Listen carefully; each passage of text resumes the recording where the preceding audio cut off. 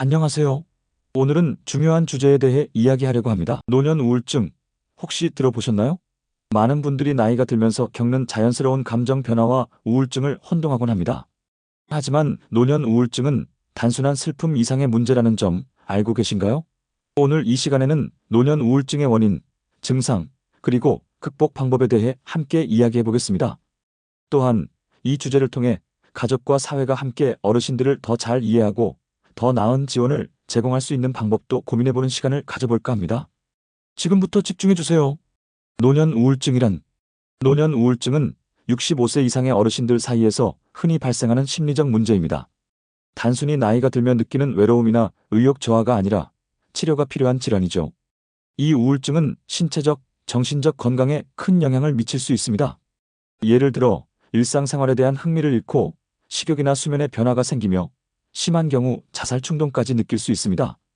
특히 노년 우울증은 신체 질환과 혼동될 가능성이 높은데요. 예를 들어 만성적인 통증이나 피로감과 같은 신체 증상이 우울증의 결과일 수도 있지만 많은 분들이 이를 단순히 신체 건강 문제로만 받아들이곤 합니다. 하지만 노년 우울증은 빠르게 발견하고 치료할수록 회복 가능성이 높습니다. 그러니 이 문제를 가볍게 넘기지 않는 것이 중요하겠죠? 원인, 그렇다면 왜 노년 우울증이 생길까요? 여러 가지 원인이 복합적으로 작용할 수 있습니다. 다음은 주요 원인들입니다. 사회적 고립. 은퇴 후 직장 동료와의 관계가 줄어들고 친구나 가족과의 소통이 줄어들면서 외로움을 느낄 수 있습니다. 혼자 보내는 시간이 늘어날수록 심리적 고립감은 커지죠. 신체적 건강 문제. 고혈압, 당뇨병, 관절염 같은 만성 질환은 신체적 불편을 유발할 뿐만 아니라 심리적 스트레스도 증가시킵니다. 이러한 질환으로 인해 활동량이 줄어들고 우울증의 원인이 되기도 합니다. 삶의 상실 경험. 배우자나 가까운 친구의 죽음과 같은 경험은 감당하기 어려운 상실감을 줄 수 있습니다. 특히 이러한 일이 반복되면 삶의 의미를 찾기 어렵게 느껴질 수 있습니다. 생리학적 변화. 나이가 들면서 뇌에서 분비되는 화학물질, 특히 세로토닌과 같은 행복 호르몬의 균형이 변화하게 됩니다. 이는 우울증에 더 취약한 상태를 만들 수 있습니다. 경제적 불안정. 은퇴 이후 경제적 상황이 불안정해지면 심리적 스트레스가 커질 수 있습니다. 특히 의료비나 생활비에 대한 걱정이 깊어질수록 우울증으로 이어질 가능성이 높아집니다. 증상. 노년 우울증은 다양한 형태로 나타날 수 있습니다. 다음은 대표적인 증상들입니다. 지속적인 슬픔 또는 무기력감, 일상 활동에 대한 흥미 상실, 집중력 저하 또는 의사결정 능력의 약화, 수면 장애 불면증 또는 과도한 수면, 식욕 변화 과식 또는 식욕 부진, 신체적 통증이나 불편감 명확한 원인 없이 지속되는 경우, 자신에 대한 무가치함 또는 죄책감, 사망이나 자살에 대한 집착 또는 반복적인 생각. 이러한 증상이 2주 이상 지속된다면 전문가의 도움이 필요합니다. 특히 가족과 주변 사람들이 이러한 증상을 빨리 인지하는 것이 매우 중요합니다. 극복 방법.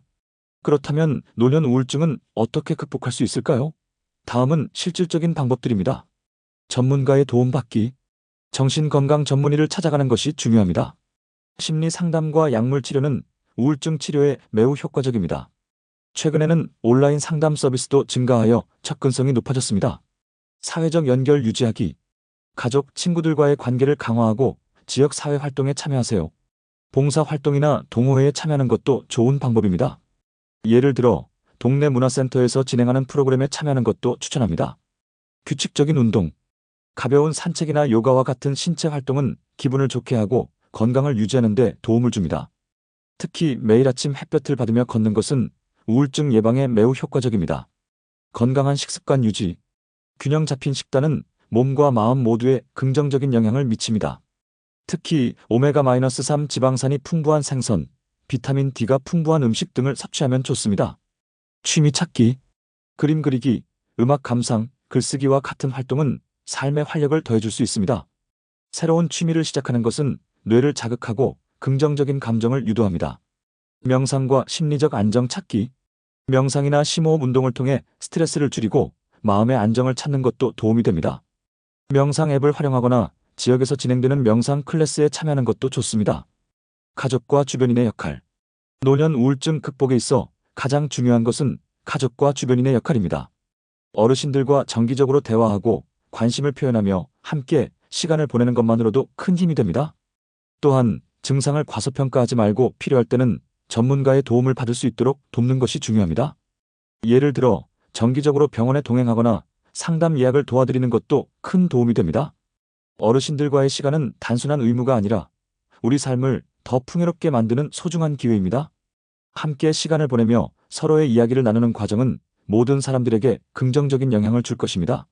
사회적 지원과 정책.